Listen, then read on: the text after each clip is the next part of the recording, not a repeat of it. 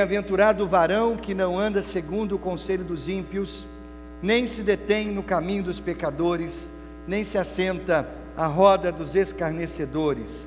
Antes tem o seu prazer na lei do Senhor, e na sua lei medita de dia e de noite. Não, pois será como árvore plantada junto a ribeiros de águas, a qual dá o seu fruto na estação própria, e cujas folhas não caem, e tudo quanto fizer prosperará. Não são assim os ímpios, mas são como a moinha que o vento espalha. Pelo que os ímpios não subsistirão no juízo, nem os pecadores na congregação dos justos, porque o Senhor conhece o caminho dos justos, mas o caminho dos ímpios perecerá. Irmãos, ninguém, pelo menos ninguém saudável, se levanta e diz assim: eu quero ser infeliz hoje. Hoje eu quero ter um dia de cão. Ninguém faz isso. Todos nós queremos ser abençoados, todos nós queremos ser felizes, todos nós queremos encontrar satisfação naquilo que nós fazemos no nosso dia a dia. O Salmo 1 nos diz como nós podemos ser continuamente abençoados, dia após dia. Esses 6 versículos tão curtinhos nos ensinam o segredo da vida que Deus abençoa. O texto diz assim, começa assim: bem-aventurado o varão. Diz assim: feliz é o homem. E aí dá a receita da felicidade. Aí dá a receita de Deus para a felicidade. Quando a gente estudar esse salmo, a gente vai descobrir que a bem-aventurança, ou que essa bem-aventurança diz respeito à maneira como nós escolhemos as coisas que nós fazemos. O salmo está relacionado a escolhas. Depende do tipo de pessoa que nós somos, depende do tipo de escolha que fazemos. A felicidade, a bem-aventurança virá de acordo com as escolhas que você faz. Então, do ponto de vista de Deus, existem somente 2 caminhos, somente 2 maneiras de viver. Do ponto de vista de Deus, só existem 2 tipos de pessoas no mundo, só 2 tipos de pessoas. Quando Deus olha do céu, Ele não vê vários tipos de pessoas, como eu e você vemos. Daqui de cima eu vejo carecas e cabeludos, eu vejo homens e mulheres, eu vejo idosos e novos, eu vejo ricos e pobres. Mas Deus, quando olha do céu, Ele só vê 2 tipos de pessoas: aos justos e aos maus, os ímpios. Todos no mundo se enquadram numa dessas 2 categorias. Não há uma categoria intermediária, né? Os ímpios, os justos e os mais ou menos. Não. Se você é justo, você não é ímpio. Se você é ímpio, você não é justo. Então o Salmo 1 mostra como os justos vivem e porque eles são abençoados. E também mostra o resultado final de ambos os modos de vida. O Salmo foca na vida do justo, e ele termina mostrando como o justo termina a vida e como o ímpio termina a vida. Então, se a gente quiser ser abençoado por Deus, é preciso prestar atenção a este salmo. Nós vamos ver primeiro o caminho dos justos, os versículos de 1 a 3. A gente pode resumir esses versículos 3 em 5 proposições básicas e rápidas. A primeira proposição que eu encontro nos versículos de 1 a 3 se refere ao caminho dos justos. É possível para uma pessoa ter uma vida verdadeiramente abençoada e feliz. É possível. Versículo 1 começa com essa frase hebraica que significa algo do tipo assim: quão bem-aventurado é o homem. E aí segue o versículo: ou quão feliz é o homem. Irmãos, em termos bíblicos, Ser abençoado significa se relacionar corretamente com Deus, de modo que a sua vida seja longa e você experimente satisfação pessoal profunda. Vou repetir, isso é o significado da palavra bênção. Bênção significa se relacionar corretamente com Deus, de maneira que o resultado disso seja uma vida longa e que tenha satisfação pessoal. É importante saber que esse tipo de felicidade não está relacionado com circunstâncias. Ela não vem simplesmente por procurar por ela. Eu estou procurando pela felicidade. Não, você não encontra essa felicidade procurando por ela. Você encontra essa felicidade fazendo determinadas coisas, ou não fazendo outras determinadas coisas. A bênção vem como um bônus das escolhas que nós fazemos na vida. Você vai vivendo a sua vida de forma equilibrada, você vai fazendo escolhas sábias, e a felicidade vem e se enrosca no seu coração. Você entendeu? O foco não é a felicidade, o foco é fazer ou deixar de fazer determinadas coisas. E quando você faz ou deixa de fazer determinadas coisas, a felicidade vem como um bônus, ela vem como um prêmio. As pessoas mais miseráveis são aquelas pessoas que vivem buscando a felicidade, pulando de relacionamento em relacionamento, de um bar para o outro, de uma balada para outra. Eu vou àquele show porque lá eu vou ser feliz, eu vou àquela festa porque lá eu vou encontrar felicidade, eu comecei a namorar fulano de tal e ele está me fazendo muito feliz. São pessoas infelizes as que buscam felicidade dessa maneira.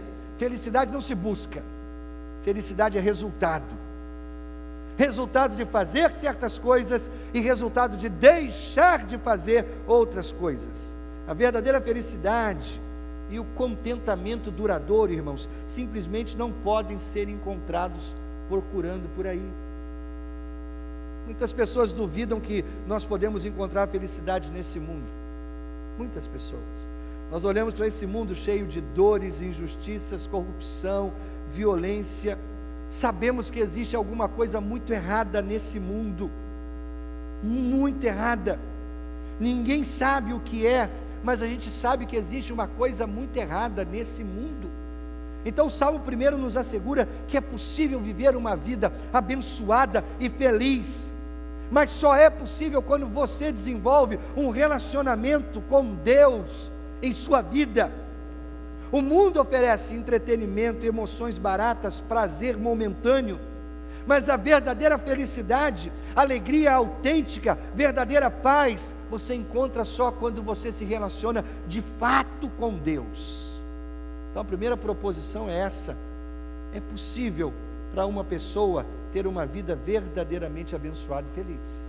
Segunda proposição que eu vejo nos versículos de 1 a 3, é que a bênção começa com o negativo, não com o positivo. Vamos ler isso juntos, para você fixar? A bênção começa com o negativo, não com o positivo. Eu vou explicar isso. Salmo 1 surpreende muitas pessoas, porque ele não começa com o positivo, ele começa com o negativo. A bênção começa com o que a pessoa justa não faz. A bênção vem de deixar de fazer certas coisas. O que a pessoa justa não faz. Ela não anda segundo o conselho dos ímpios, ela não se detém no caminho dos pecadores, ela não se assenta na roda dos escarnecedores. Como nós vimos aqui na semana passada, essa mensagem, esse salmo, eu apliquei à vida dos homens. Onde estão os super-homens? Levantem a mão. Alguns ficaram pelo caminho, né? Semana passada falamos do super-homem, não é? Quem é o super-homem? Baseado aí no Salmo 1. E nós vimos que há uma progressão. não anda segundo o conselho dos ímpios, não se detém no caminho dos pecadores, não se assenta à roda dos escarnecedores. Caminha, permanece, se assenta. Em primeiro lugar, o homem vem andando pela rua, em seguida ele para com os pecadores, eventualmente os pecadores provam para ele que são boa companhia, então ele se assenta à roda dos escarnecedores e agora ele tem comunhão íntima com os pecadores. Aquilo que começou apenas com um contato casual, no final se torna uma declaração de lealdade pessoal. Ele vem, ele dá ouvidos, ele para e ele agora tem comunhão com os pecadores. Não, o homem justo não faz isso. O texto diz, ele não anda segundo o conselho dos ímpios, significa o conselho do moralmente instável. Ele não busca conselho com essas pessoas. Em termo geral, isso descreve a visão de mundo dos que não conhecem o Senhor. Não conhecem o Senhor. Eu ouvi o testemunho de um membro da igreja que estava ajudando alguém da sua família que estava falido, literalmente falido. Seu negócio foi no fundo do poço, negócio de muitos anos, faliu. E aí eles foram procurar um advogado, e é claro, em toda profissão existem os bons e os maus. E eles foram consultar um advogado, e o advogado disse assim: olha, ok, fracassar, falir, faz parte do processo, isso acontece, não é? Agora, falir e sair sem dinheiro é que não pode. Como é que é isso? Não, existem aí uns mecanismos, eu vou te dar as dicas, e aí você então vai encher o seu dinheiro de bolso, porque a coisa é invertida lá no mundo, né, irmãos? O seu bolso de dinheiro, e aí você vai embora, e deixa todo mundo se explodindo por aqui. E o negócio era tão tentador que esse irmão, membro da nossa igreja, ajudando aquela pessoa da família que estava fracassado, que ele ficou tentado, ele pensou, nossa, mas o negócio é bom mesmo, e acho que é a solução, e num determinado momento e aí a luz se acendeu, e não, peraí, esse é o conselho dos ímpios, o caminho da felicidade não é por aí. Não, muito obrigado, a gente entendeu a ideia, mas a gente vai fazer outra coisa. E aí o processo de assumir a falência, de trabalhar para pagar todos os credores, começou. Você entende o que é o conselho dos ímpios? Mas o texto também fala do caminho dos pecadores. O caminho dos pecadores significa várias escolhas que acabam determinando um estilo de vida. Eu escolho isso, eu escolho aquilo e aquilo outro, e isso vai determinando um estilo de vida pecaminoso. Mas o texto também fala da roda dos escarnecedores, significa estar próximo, ter intimidade, comunhão de longo prazo com aqueles que abertamente rejeitam o Senhor. Você percebe a progressão? Primeiro é pensando como pecador, segundo é se comportando como pecador, terceiro, pertencendo à roda dos pecadores. A sabedoria mundana conduz à ação mundana, o que resulta em comunhão com os mundanos. Irmãos, vamos ser claros nesse ponto aqui.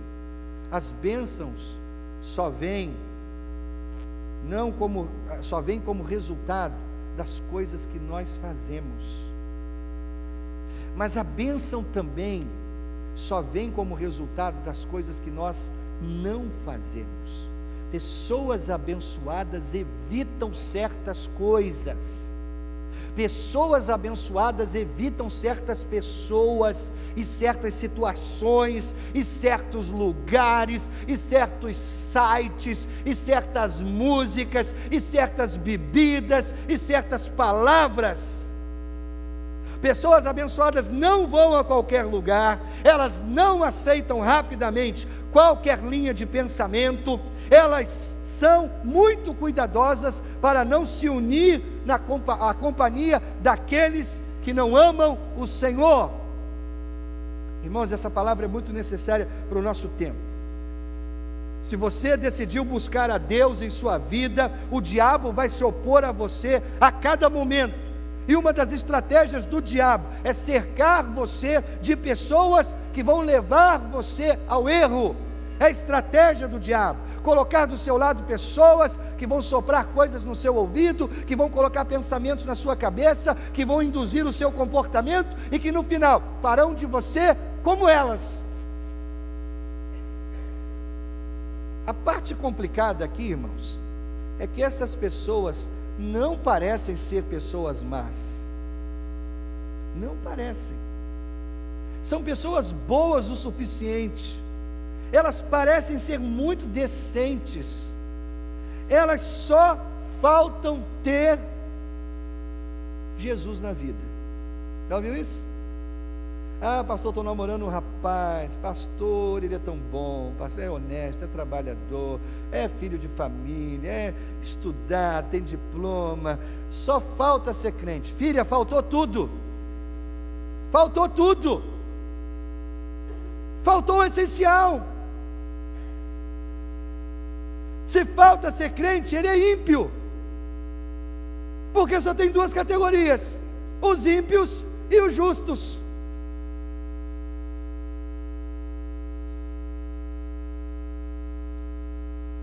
São pessoas que não compartilham da mesma fé em Jesus Cristo. E aí o diabo coloca essas pessoas na sua vida. Não é que essas pessoas usem camisetas escritas "estou trabalhando para o diabo". Não é isso. Elas não usam nas camisetas "vamos juntos para o inferno". Não é isso. Mas veja bem, o pecado nunca fica parado. Ele sempre se move para nos controlar. O que começa com um contato casual, leva a uma crescente proximidade e por fim leva a uma permanência por associação. E eventualmente há uma crescente ousadia do mal. O mal é tão ousado que ele vai reduzindo a nossa resistência, as nossas inibições. Antes a gente não gostava nem de ouvir piada suja. Agora, além de ouvir piada suja, a gente já está contando piada suja. Você entende a progressão da coisa?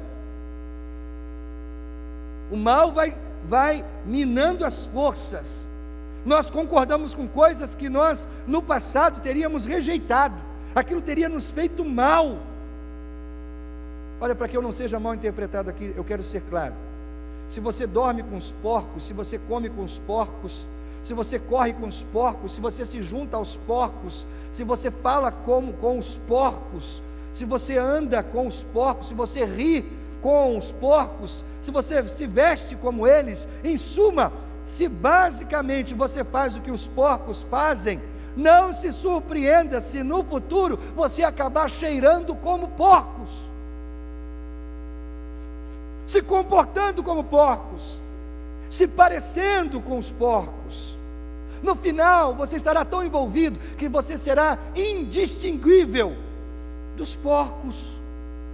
Você vai se tornar como as pessoas ao seu redor, e isso é verdade, se elas são boas ou são más. Agora eu sei que tem gente aí pensando assim: ah, pastor, mas como é que nós vamos alcançar os perdidos se a gente não passa tempo com os perdidos? Boa pergunta. Boa pergunta. E a resposta é assim: você não ganha os perdidos vivendo como os perdidos. Você ganha os perdidos amando os perdidos, mas vivendo como salvo. Se você adotar o estilo de vida daqueles que não conhecem o Senhor, por que eles irão querer o que você tem? Se a sua vida é exatamente a mesma que a vida deles, por que eles deveriam querer Jesus? Se Jesus não fez diferença nenhuma na sua vida. Os nossos antepassados evangélicos nos deram a fórmula adequada. Eles diziam assim: no mundo, mas não somos do mundo. Ou seja, significa, estamos vivendo entre os perdidos, amando os perdidos, cultivamos até amizade com eles, cuidamos deles, e ao mesmo tempo vivemos por um outro sistema de valores diferente. Essa poderosa combinação, irmãos, apoiada pelo amor, é uma força irresistível no mundo. Eu estou no mundo, eu convivo com as pessoas do mundo, mas eu não deixo o mundo entrar em mim. Nós não podemos alcançar as pessoas diminuindo os nossos padrões, ou comprometendo os nossos valores. É por isso que eu digo para o Edu, líder dos adolescentes e dos jovens: Edu, nada de festa gospel, nada de balada gospel. Sabe, irmãos, esses dias eu vi a internet, esse veículo fantástico de comunicação, nos leva a vários lugares ao mesmo tempo, e eu vi uma propaganda na internet de uma balada gay gospel. Já viu isso? Balada gay gospel. É uma balada para gays que são gospel. Aí eu achei um negócio interessante, né? Vamos lá, vamos ver. Cliquei, e aí vários testemunhos. Um casal, 2 homens, contando: olha, nós começamos a namorar, mas nós entendemos que a Bíblia diz que nós não podemos ter sexo antes do casamento. Foi muito difícil, mas nós, só depois que nós nos casamos. Balada gay gospel.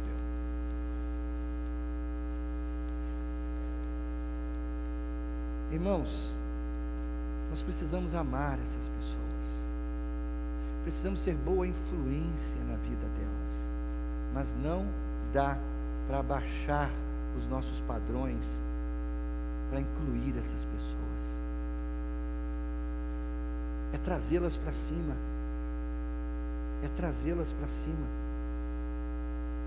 É como o professor no seminário ensinando a uma seminarista. Ela foi se aconselhar com ele: pastor, eu estou muito inclinada a namorar um rapaz. E falou como era o rapaz não era cristão, e ela era uma seminarista. E o professor disse para ela: minha filha, a minha resposta para você é muito simples, muito simples. Por favor, suba aqui nessa mesa. E ela então subiu na mesa, né? Agora, me dê a sua mão, me puxe para cima, né? Me puxe para cima. E claro, ela não conseguiu puxá-lo para cima da mesa, e com muita facilidade ele a puxou, e ela teve que pular para baixo da mesa. Entende? Para o chão.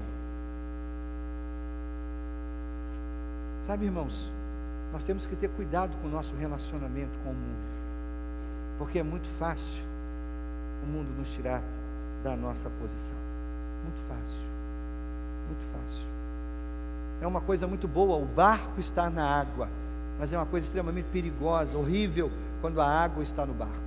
Cuidado, a bênção começa com o negativo, não com o positivo. Existem coisas que você tem que deixar de fazer. Essa bem-aventurança constrói a sua vida sobre a palavra de Deus. Aí chegamos ao lado positivo do Salmo. Você se recusa a andar no caminho dos malfeitores. Nós não nos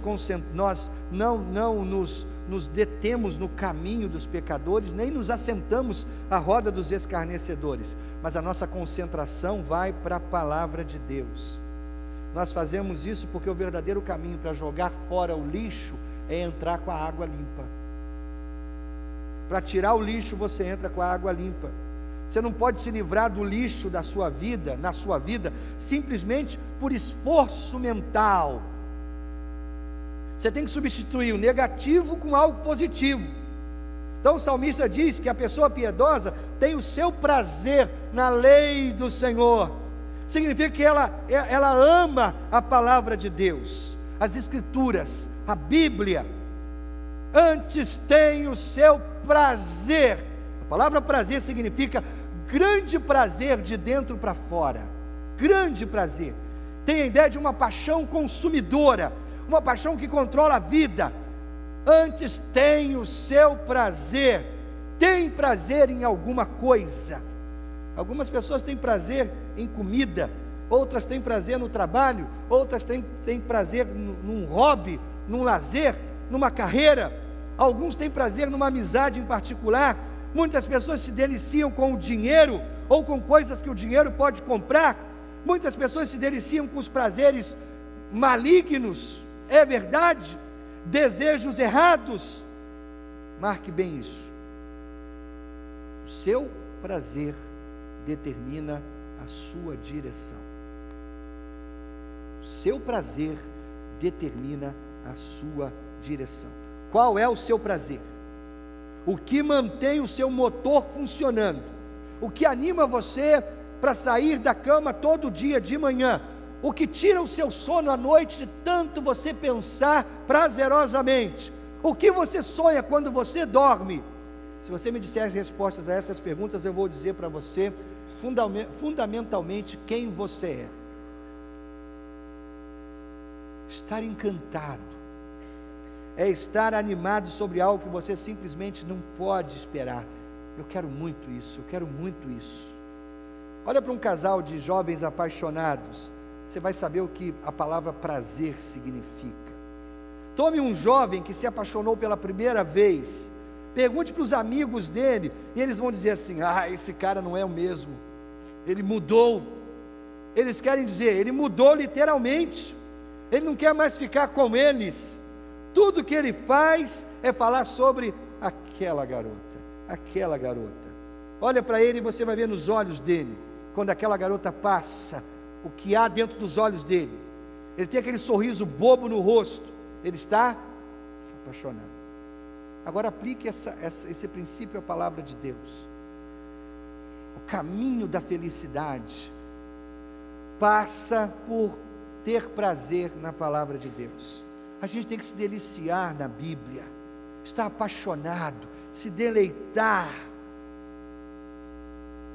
Numa carta que a namorada manda, o cara abre, o cara está ansioso para saber. É assim que a gente deve pegar a palavra de Deus.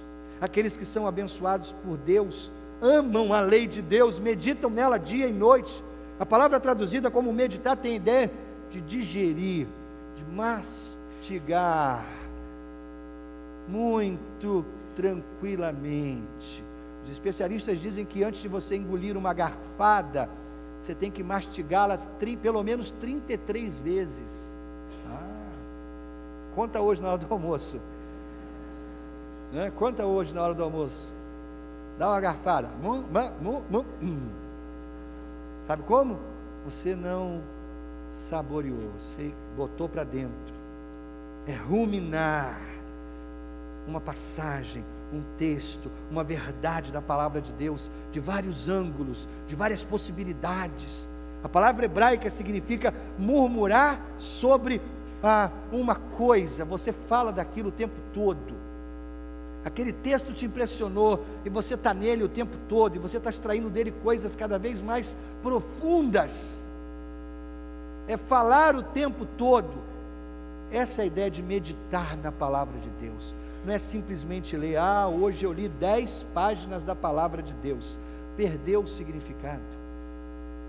Perdeu. Lembra daquele princípio? 10 minutos para mudar uma vida, 5 minutos lendo um texto, 4 minutos estudando o texto, 1 minuto fazendo uma oração. Isso muda uma vida, dia e noite. Seria uma boa ideia, irmãos, tem o seu prazer na lei do Senhor e medita nela dia e noite. Olha, uma boa sugestão: começar o dia com a Bíblia e terminar o dia com a Bíblia. Você começa bem e você termina bem. Quarto princípio que eu extraio do Salmo: essa bem-aventurança é marcada pela estabilidade e a fecundidade. A pessoa que constrói sua vida sobre a palavra de Deus é como árvore plantada junto a ribeiros de águas, pois será como árvore plantada junto a ribeiros de águas, a qual dá o seu fruto na estação própria, cujas folhas não caem, tudo quanto fizer prosperará. Estabilidade e fecundidade. Estabilidade é a ideia dessa árvore plantada junto a um ribeiro de águas. Fala de uma árvore poderosa, seus grandes ramos, suas raízes profundas estão num solo muito fértil. Os cientistas dizem que quando você vê uma árvore de grande porte, que vem crescendo há muitos anos, você pode ter certeza que ela tem um vasto sistema de raízes muito profundas, invisíveis. Claro, você não vê. Muitas vezes o sistema de raízes será igual ou maior que a parte de cima da árvore. Pense nisso. Seu sistema de raízes invisíveis vão dar a você estabilidade contra as forças da natureza. Nos tempos de tempestade, inverno ou seca do verão, as raízes seguram aquela árvore no lugar, garantem que ela tenha umidade e nutrientes suficientes para enfrentar qualquer época. Isso é que um bom sistema de raízes fará por você. Quando você sabe que uma árvore tem boas raízes? A resposta é simples: quando as tempestades chegam. Quando as tempestades chegam, todas as árvores se parecem muito bem quando estão debaixo do sol, mas quando as tempestades chegam, quando a chuva cai, quando uma violenta ventania vem sobre aquelas árvores, os ventos uivantes racham seus galhos, aí a gente vê a diferença entre uma árvore saudável e uma árvore que não está saudável. Você entende?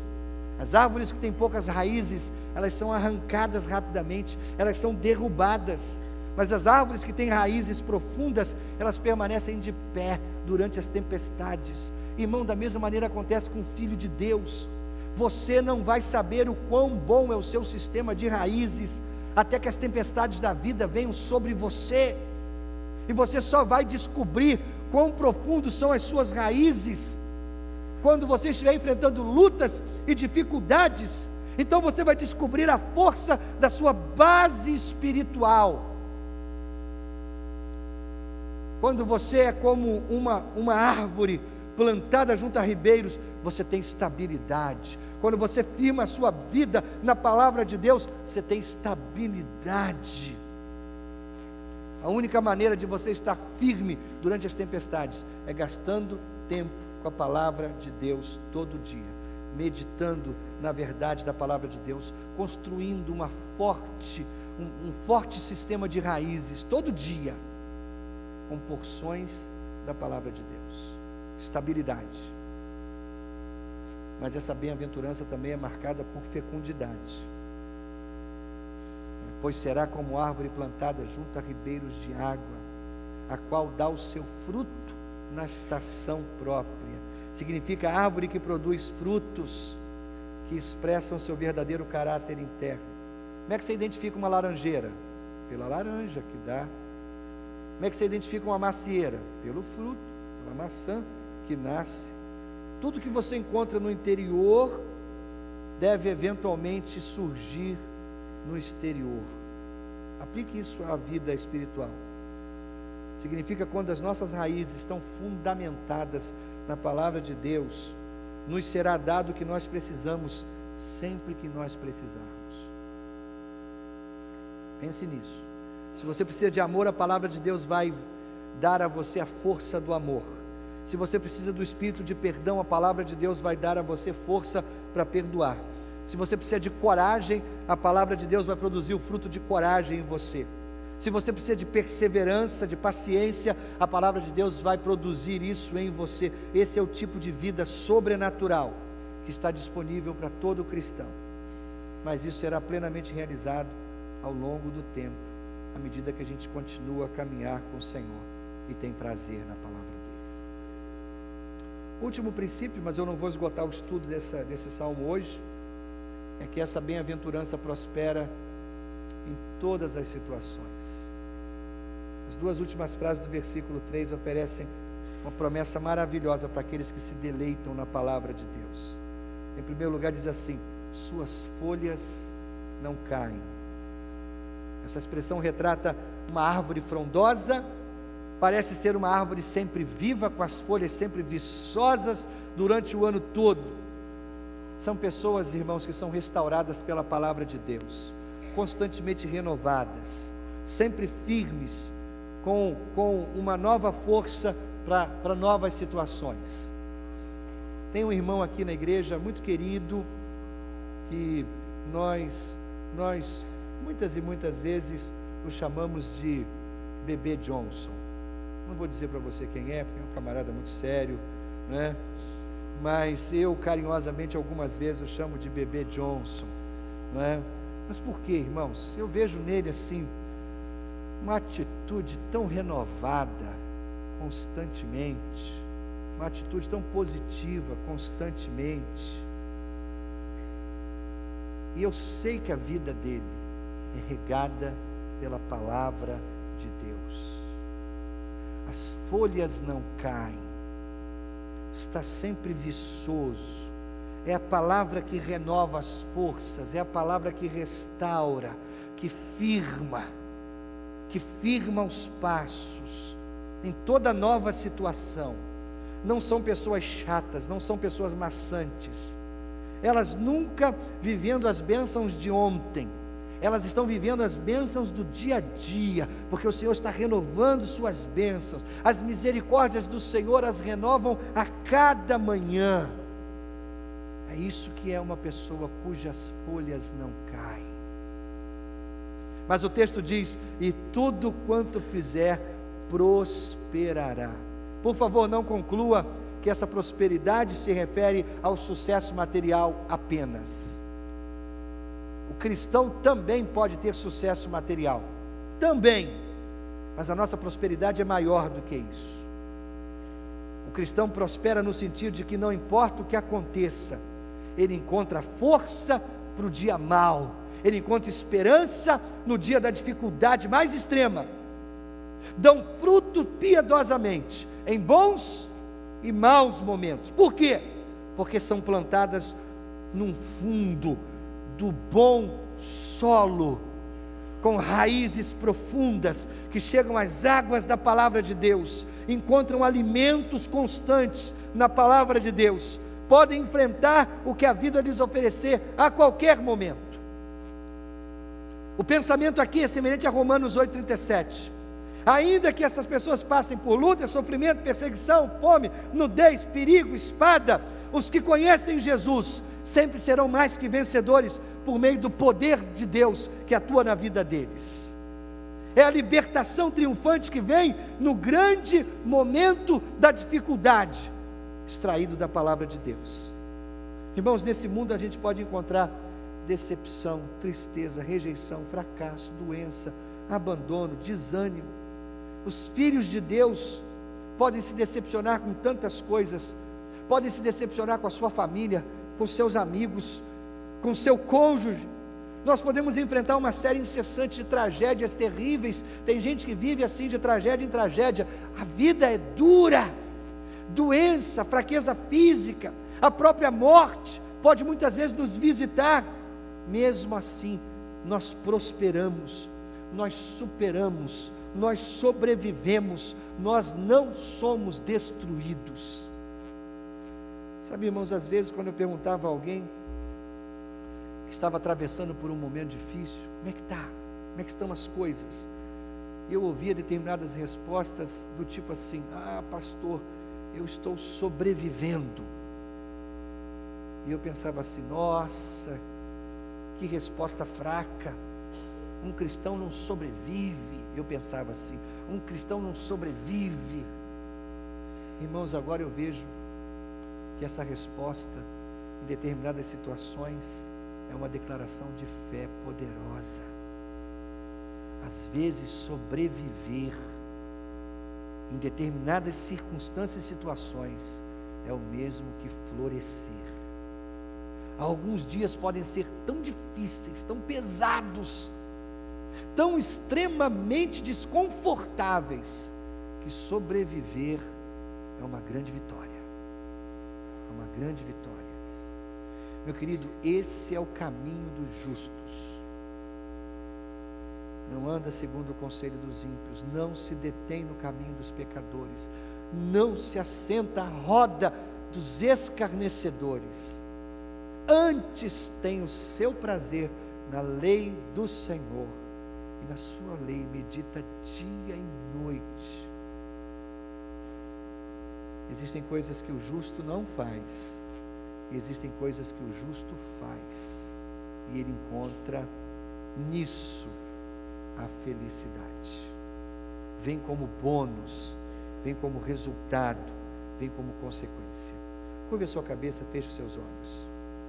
Na sequência desse estudo, nós vamos ver o caminho dos ímpios, mas não hoje. Nós vamos ver o caminho dos ímpios. Meu Deus, por favor, tanta gente buscando a felicidade em tanta coisa, tanta gente fazendo da felicidade seu alvo maior de vida, e a gente percebe tão claramente na Tua palavra, Pai, que a felicidade deve vir como consequência, não como alvo. Consequência de não andar segundo o conselho dos ímpios, não se deter no caminho dos pecadores, não se assentar na roda dos escarnecedores. Felicidade vem como consequência de ter prazer na tua lei, de meditar nela dia e noite, e de permitir que ela nos forneça a força necessária para sermos tudo e termos tudo que precisamos para viver essa vida. Desperta em nosso coração, Deus, a sensibilidade nesta manhã, para entender o que devemos dizer, as coisas que devemos dizer não. Para ter a sensibilidade de perceber o que precisamos tirar da nossa vida, rejeitar da nossa vida, e fazer da Tua palavra o nosso prazer, a nossa alegria. Oh meu Deus, desperta isso em nós, desperta isso nos nossos juniores, Deus, nas nossas crianças, que desde cedo elas amem a Tua palavra, Deus, sejam curiosas, ávidas por conhecer as histórias bíblicas. Os nossos juniores, Senhor, já sejam leitores assíduos da Bíblia. Que os nossos adolescentes, Senhor, já sejam influenciados no seu comportamento pela Tua palavra. Que os nossos jovens, adultos e idosos extraiam da Tua palavra os valores mais importantes para decisões tão importantes na sua vida. Dá-nos a Tua bênção, Pai, por favor. Leva-nos em paz, amparados, protegidos e guardados por Ti. Que o amor de Deus o Pai, a graça bendita do Filho Jesus e as consolações do Espírito Santo sejam com todos reunidos aqui, desde agora e para todo sempre. Amém, Jesus. Amém. Boa semana. Deus abençoe você.